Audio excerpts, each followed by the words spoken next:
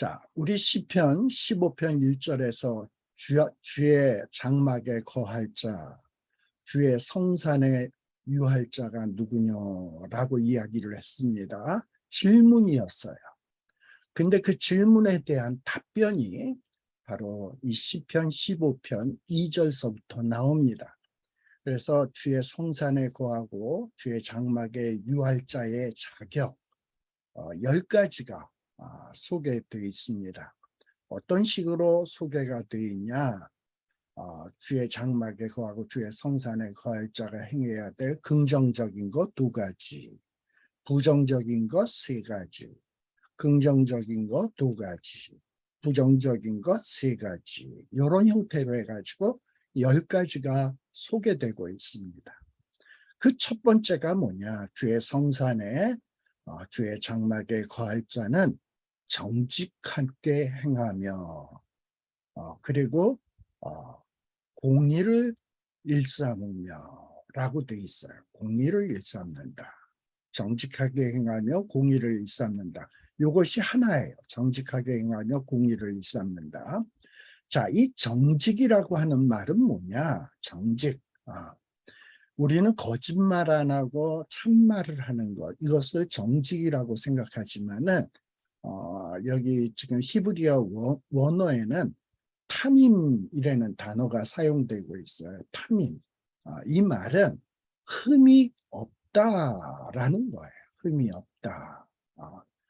즉, 그 영어 성경에서는 그래서 뭐라고 얘기하냐?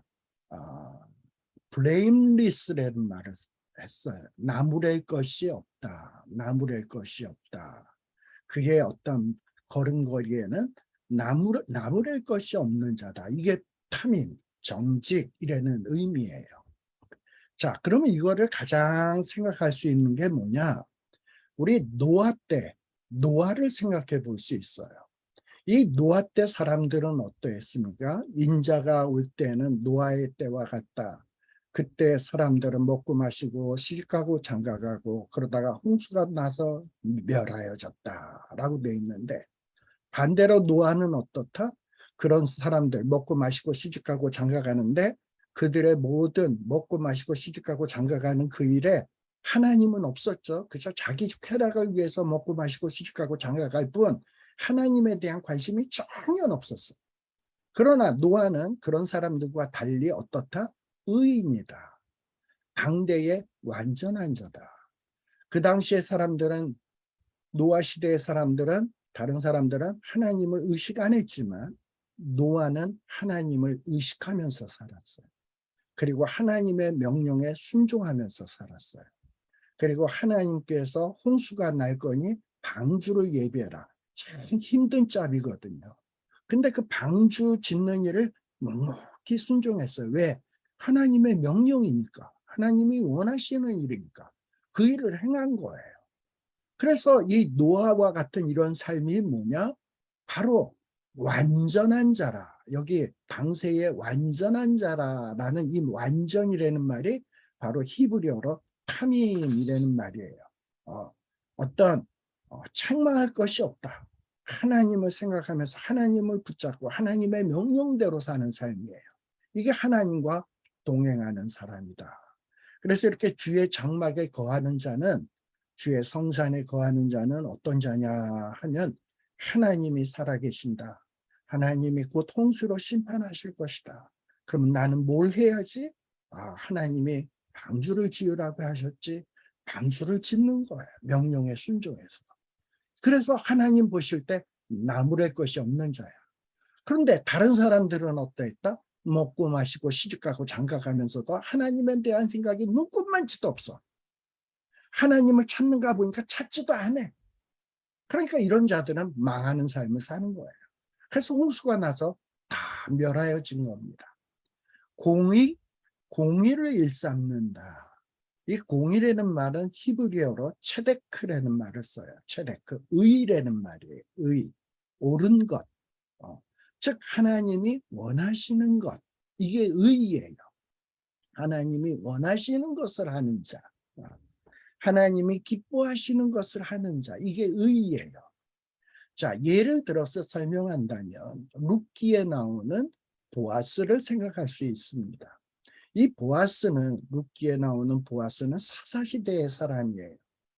이 보아스 외에 사사시대의 대부분의 사사시대의 사람들이 어떤 식으로 살았습니까? 각기 자기 마음의 소견에 오른 대로, 자기 소견에 오른 대로 살았어요. 하나님 소견에 오른 대로 산 것이 아니라, 사사시대의 사람들은 하나님의 말씀대로 사는 게 아니라 자기 소견에 오른 대로 살았어요. 자기 소견에 자기가 판단하는데 하나님은 없어. 그저 내가 판단하고 내가 옳다고 생각하는 것을 산 거예요. 그러니 무슨 좋은 열매가 있겠습니까?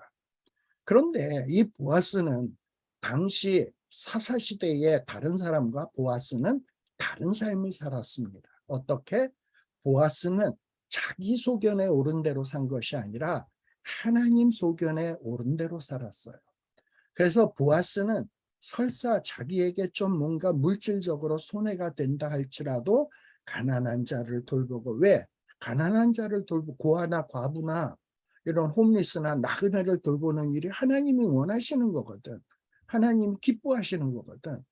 물론 그런 일을 하다 보면 물질적으로 손해를 볼 수 있어요. 그러나 보아스는 자기도 뭐 물질적으로 이득 보기 원하는 게 자기 소견이겠지. 근데 자기 소견에 오른 대로 행치하냐고. 내가 부자가 되는 거를 원하지만 하나님은 부자 되는 것보다 가진 것이 있으면 가난한 자, 불쌍한 자, 고아, 과부, 나그네를 돌보라고 했지. 그래가지고 보아스의 루스의 가정, 나오미의 가정을 돌보아주고 보살펴주고, 당시에 가난한 자들이 곡식 줍는 일들을 마음껏 할 수 있도록 베풀어 주던 사람이 보아스 아닙니까? 이렇게 보아스는 이렇게 하나님 소견에 오른 대로 살았던 사람, 하나님 중심적인 삶을 살았던 사람입니다. 그래서 삶을 살 때 어떻게 사는 사람이냐? 내 뜻대로 마옵시고 아버지 뜻대로. 내 뜻은 이렇게 살기를 원하는데 아버지가 이것이 옳다고 하시면 아버지 뜻대로 하옵소서 하는 게 뭐냐면 공의를 행한다. 이런 자가 하나님께서 함께 유하시는 자다. 하나님과 동행하는 자다. 참된 예배자다라고 얘기하는 거예요. 또 두 번째, 어떤 자냐? 하나님이 함께하고 하나님의 앞에 참된 예배자가 되려면 마음의 진실을 말해야 된다. 진실을 말해야 된다. 이 마음속 깊은 것으로부터 있는 그대로 정직하게 말해야 된다, 이 말입니다. 사실 마음속에 있는 것이 입으로 표현되게 돼 있어요. 근데 어떤 사람은 마음속은 시커먼데 겉으로는 꿀이 뚝뚝 떨어지는 말을 하는 사람들이 있죠. 이거는 마음의 진실을 말하는 자가 아니야. 이렇게 하나님이 함께하는 자는 마음의 진실을 말해야 돼. 물론 속 안에 내가 죄를 지었다, 가책이 있다, 그러면 있는 그대로 하나님 앞에 드러낼 수 있어야 돼요. 나는 이렇게 한심합니다. 이런 죄를 지었습니다. 죄를 짓고서도 안 지은 척, 하나님 나는 열심히 신앙생활하고 있어요. 이건 마음의 진실을 말하는 게 아니지. 진실을 마음으로부터 말하는 자가 하나님이 함께하는 자입니다. 또 두 번째, 어떤 자냐? 혀로 참소치 않는다. 혀로 참소치 않는다. 이 참소라는 이 말은 어떤 말이냐? 오늘식으로 이야기하면 흑색선전이에요.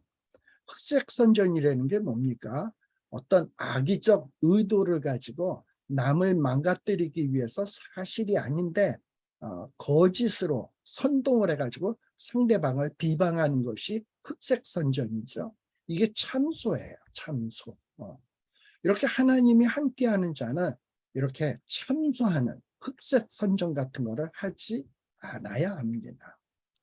오늘날 이런 한국의 어떤 정치인들, 또 미국의 정치인들 가운데도 기독교 신자들이 얼마나 많습니까? 근데 기독교 신자라고 하면서도 어떤 자기의 정치적인 이득을 위해서, 남을 망가뜨리기 위해서 사실이 아닌데도 흑색 성전을 통해서 남을 망가뜨려서 이득을 취하려고 하는 자가 얼마나 많습니까? 이런 자는 참다운 하나님의 성소에 거하고 주의 성산에 거할 자가 아닙니다. 또 회방치 안 하고 라는 말은 남을 헐뜯는 것을 이야기해요. 비슷한 말입니다. 자, 왜 이렇게 이 부정적인 거 세 가지 다 말과 관계된 것들이에요. 마음의 진실을 말해야 된다. 흑색선전, 이것도 말로 하는 거죠. 남을 회방하는 거, 남을 헐뜯는 것도 말로 하는 거죠. 근데 이 말로써 어떤 이런 부정적인 것을 하지 말라고 하느냐? 우리는 지금 주의 성산에 거하고 주의 장막에 거한다는 게 뭐라고요? 참된 예배자의 모습이라고 했습니다. 그리고 하나님과 동행하는 자의 모습이라고 했습니다. 근데 이렇게 하나님의 예배자는 하나님 앞에 예배할 때 찬양이라는 걸 하잖아요. 근데 이 찬양하기 위해서 하나님이 받으실 만한 깨끗한 찬양이 되기 위해서는 깨끗한 혀로 찬양을 해야 돼. 그런데 예배 시간에는 찬양 안내 성가대에서 그냥 뭐 아름다운 찬양을 할지 모르겠지만 세상에 나가서는 어떤다? 말로써 거짓말, 마음에는 시커먼 속가 시커머면서 겉으로는 꿀 떨어지는 이야기를 한다거나 남에게 흑석전전한다거나 마음을 헐뜯는 말을 해놓고 교회에 와서는 찬양을 한다. 이 얼마나 가증스러운 일입니까?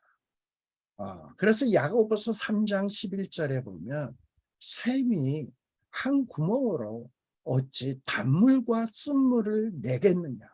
우리가 참된 예배자라면 그 예배자의 혀를 갖고 있다면 이 혀로서 어떻게 참소하고 흑색전전하고 거짓을 말하면서 또 영광스러운 아름다운 찬양을 올릴 수 있겠습니까? 이런 자는 참된 예배자가 될 수 없어요. 그래서 하나님께서는 이 혀를 조심해라. 말로써 하는 것을 조심해라. 라는 얘기입니다. 과연 저와 여러분들은 참된 예배자의 자격을 갖고 있는지 한번 곰곰이 생각해 보시기를 바랍니다. 그 다음에 또 15장 4절에 보게 되면 또 어떤 명령이 나오느냐. 긍정적인 것 두 가지. 첫 번째는 뭐냐? 눈은 망령된 자를 멸시하며 또 두려워하는 자를 존대하며 두 가지.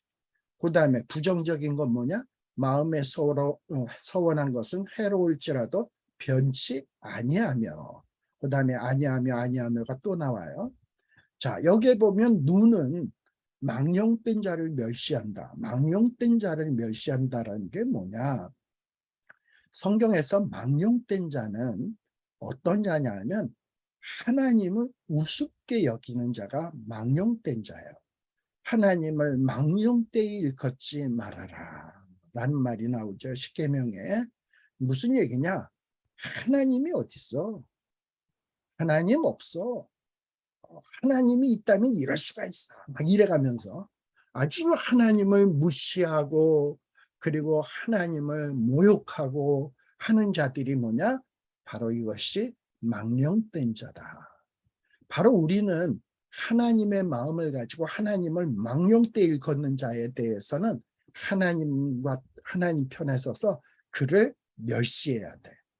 반면에 여호와를 두려워하고 여호와를 경외하는 자들이 있다면 하나님도 그런 자들을 이뻐하시거든. 그러면 우리도 어떠해야 되냐? 여호와를 두려워하는 자를 존대해야 된다. 그러기 위해서는 우리의 시각이 어떤 시각을 가져야 되냐면 하나님의 시각을 가져야 합니다. 세상적 시각이 아니에요. 근데 우리가 교회 안에서도 얼마나 세상적인 시각을 가지고 성도들을 평가하고 그리고 성도들을 바라봅니까? 좀 돈이 많고 공부를 많이 하고 학식이 있고 뭐 학위가 있고 사회적 지위가 있으면 와 하고 떠받들고, 좀 가난하고 그리고 얼굴도 못생기고 또 못 배우고 좀 그러면 또 얼마나 무시합니까? 아니에요. 우리는 교회에서 이 모든 사람들을 바라볼 때, 모든 것을 판단할 때 하나님의 시각을 가져야 돼요. 저자가 하나님을 경외하는가? 저분은 돈은 없어도 배우지 못했어도 저자처럼 하나님을 경외하고 두려워하는 사람은 없어. 저거는 참 훌륭해. 그러면서 그런 자를 존대할 수 있어요. 그런데 한편 돈도 많고 사회적 지위도 있는데 교회 안에서 뻐기고 하나님 알기를 우습게 알고 주의 종 알기를 우습게 하는 자들이 있으면 그런 자를 멸시해야 돼. 이게 하나님의 시각이에요. 그리고 또 어떠하냐? 어떤 마음을 가져야 되냐? 그 마음에 이제 부정적인 거예요. 그 마음에 서원한 것은 해로울지라도 변치 아니하며, 자, 우리가 뭔가를 서원이라는 걸 합니다. 나는 앞으로 어떻게 하겠습니다. 하늘이 두 쪽이 나도 이 일을 하고야 말겠습니다 하고 약속을 하는 것이 서원이라고 하는 거죠.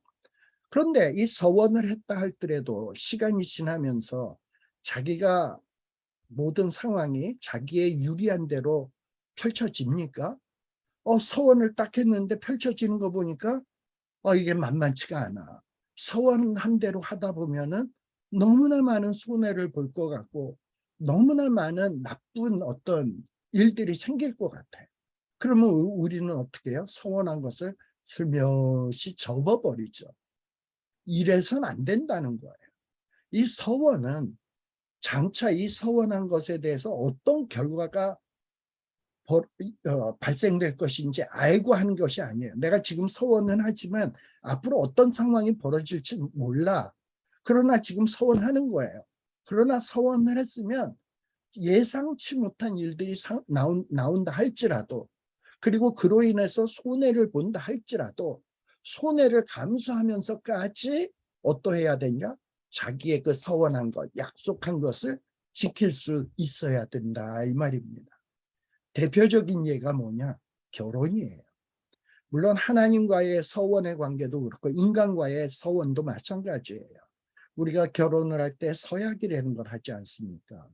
그런데 서약을 할 때 뭡니까? 비가 오나 눈이 오나 뭐 슬플 때나 기쁠 때나 어, 검은 머리 팥불이 되도록 변치 않고 사랑하겠느냐? 예 하고 대답합니다. 근데 뭐 살다 보면 내가 원하는 대로 모든 일들이 벌어집니까? 그렇지 않은 결과들이 많이 생기잖아.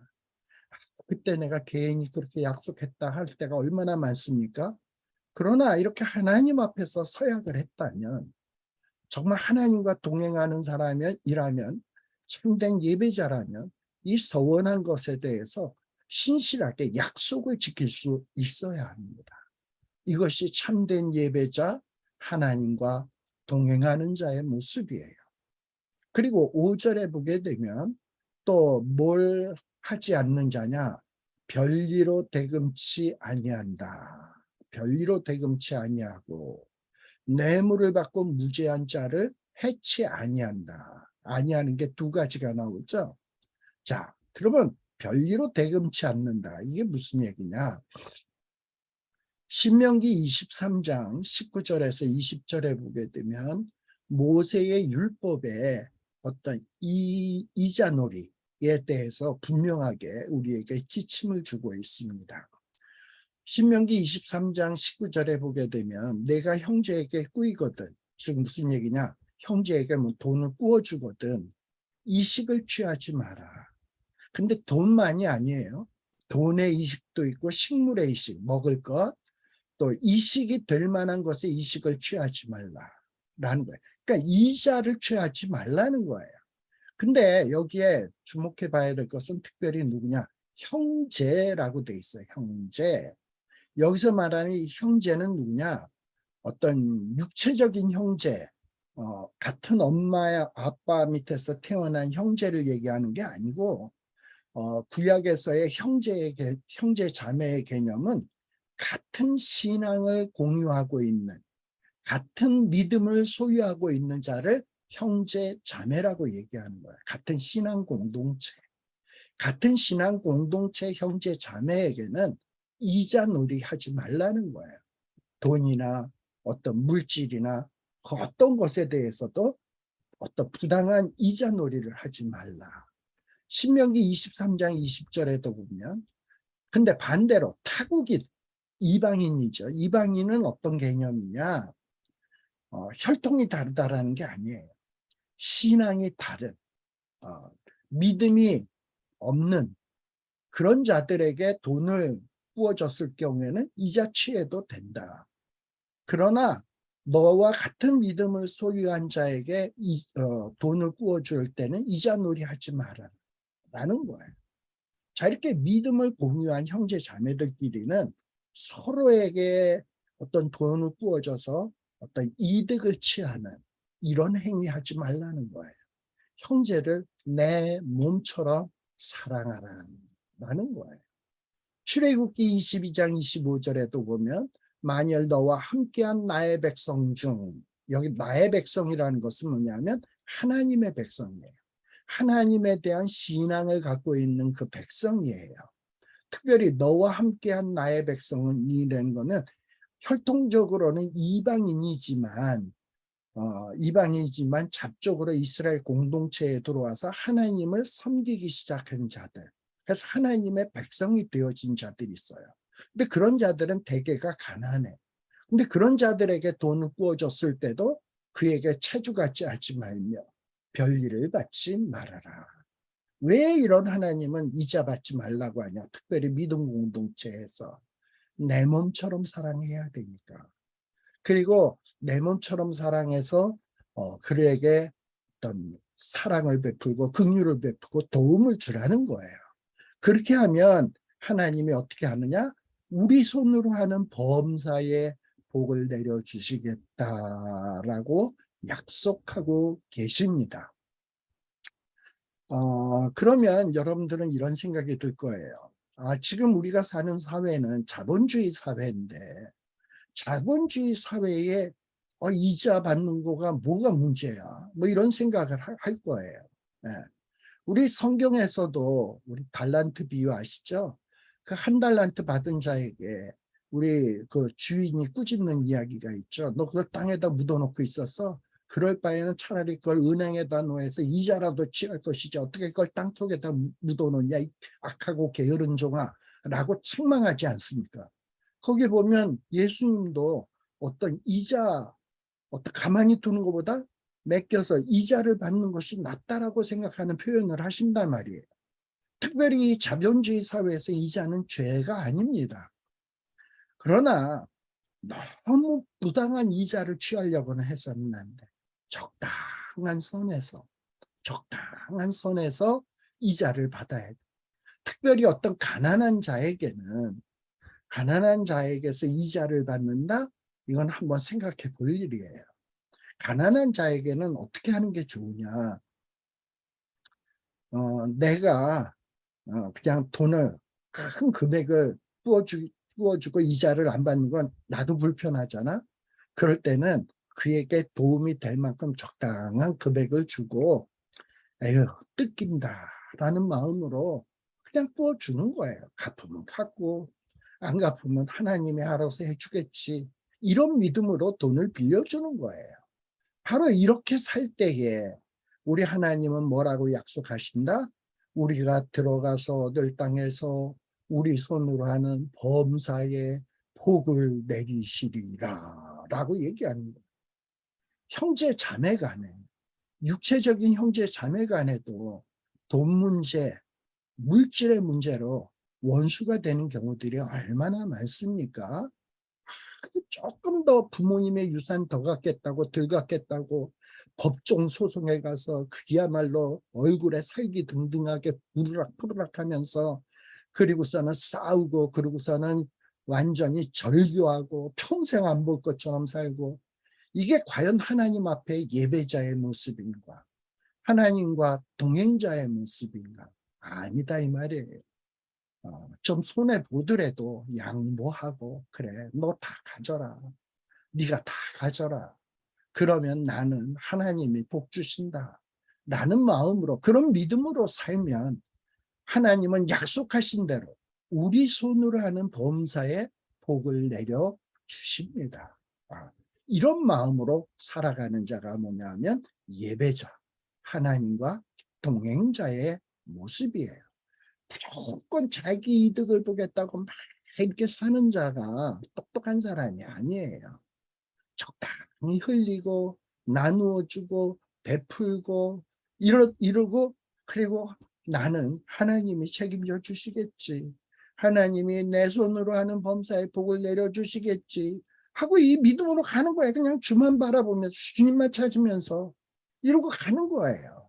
바로 이런 자가 뭐냐면 하나님의 참 예배자의 모습이다. 주의 장막에 거할 자의 모습이다 라는 것을 잊지 않으시는 여러분 되시길 바랍니다. 근데 우리가 아까 2절에서부터 5절에 나오는 내용이 제2의 십계명이라고 그랬어요. 그래서 내가 참된 예배자가 되려면 이 계명들을 지켜야지. 그래가지고 막 과거에 바리새인 율법사들이 지키던 계명 지키들이 막 열심히 하시 계명 지켜야지, 계명 지켜야지. 이런 걸 뭐라 그러냐? 엄격한 경건주의다.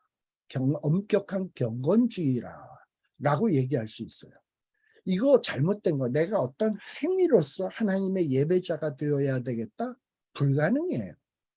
그렇다고 어차피 내가 율법 다 못 지키는 거, 우리 예수님 때문에 내가 의로워졌는데 하나님 앞에 나아갈 수 있는 권세를 얻었는데 이제는 계명 안 지켜도 돼. 이러고서 멋대로 하는 것은 방임주의예요. 우리는 이런 엄격한 경건주의, 율법주의도 배제해야 되지만 아주 그냥 자유분방하게 멋대로 사는 방임주의도 경계해야 합니다. 사실 우리는 허물과 죄로 죽었던 우리였습니다. 그런데 예수 그리스도로 말미암아 살게 되었고 또 어떻게 해야 하나님께로 찾아 나아갈 수 있는지 그 길을 발견하게 되었습니다.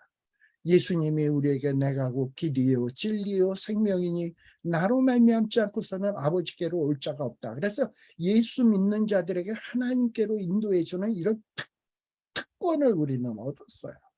그러면 이런 특권을 얻었으면 우리는 당연히 어떤 반응이 나타나야 되냐?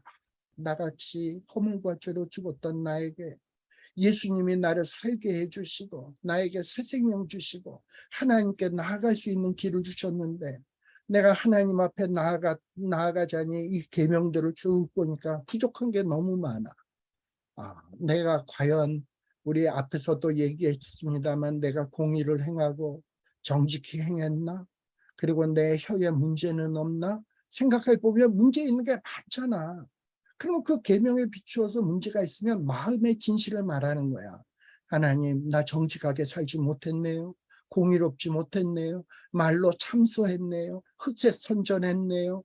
이웃에게 너무 내 이익만 추구했네요. 이러면서 눈물을 흘리고 회개하고 반성하고 이제부터는 하나님 기뻐하는 삶을 살려고 노력을 하고 자꾸 하나님 앞에 찾아 나가려고 노력해야 된다 이 말이에요. 바로 이런 일이 이런 모습을 보이는 자가 참된 예배자요. 이런 자가 하나님과 동행하는 자요.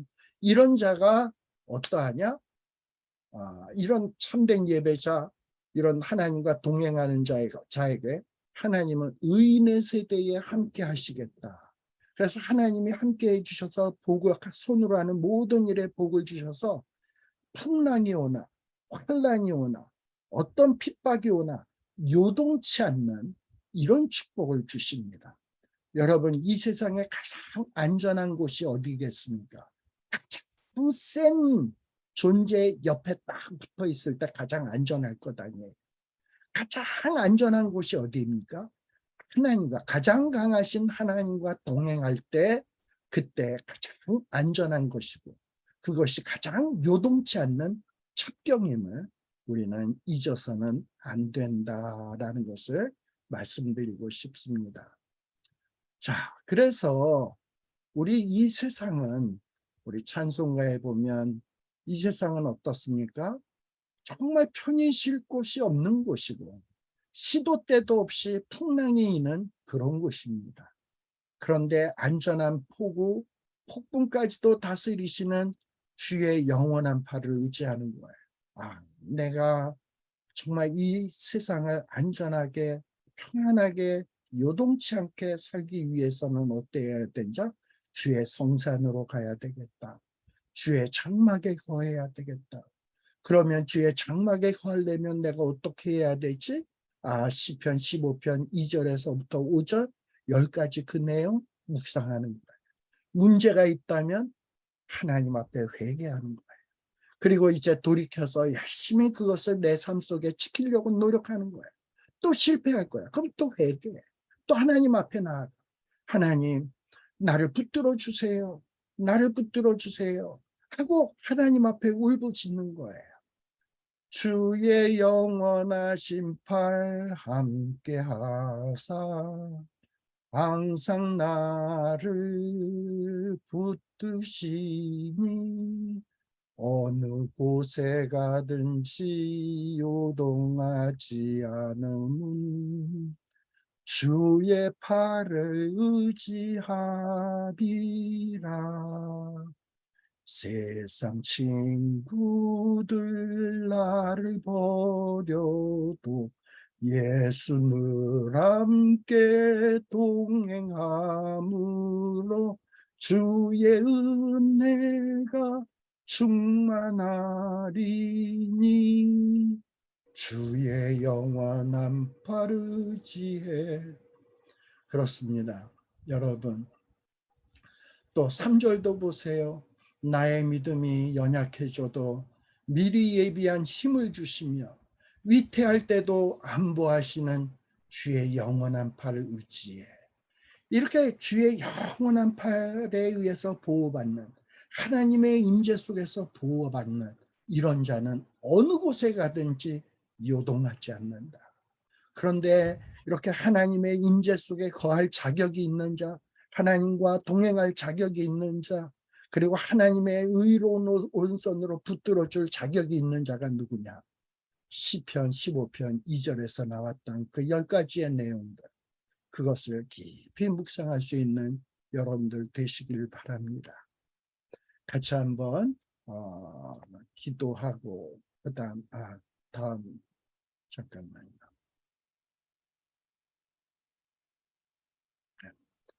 자, 그러면 오늘은 여기까지 15편까지만 이야기를 하고 다음 주일에는 시편 16편의 내용을 살피도록 하겠습니다. 기도하겠습니다. 하나님 아버지 감사합니다. 우리에게 이렇게 귀한 말씀을 주시고 과연 어떤 자가 이 세상에서 살며 지혜로운 자인지, 어떤 자가 이 세상 험한 풍랑 속에서도 요동치 않는 자인지 말씀을 통해서 깨우쳐 주시니 감사합니다.